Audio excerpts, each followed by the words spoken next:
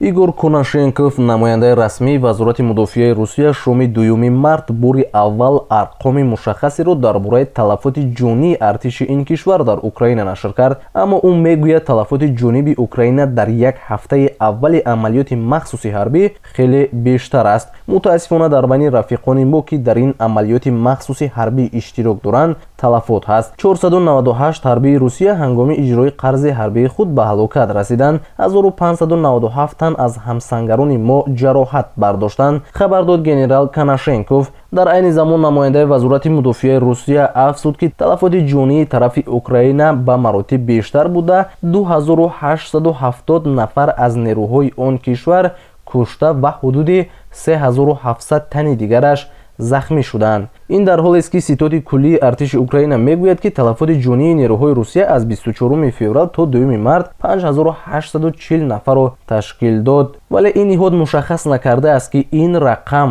танҳо кушташудаҳоро дар бар мегирад ё ҳам куштаҳову ҳам захмиҳоро. артиши Украина чанд рӯзи ахир дар бораи талафоти ҷониби худ ягон рақами ҷадид нашр накардааст.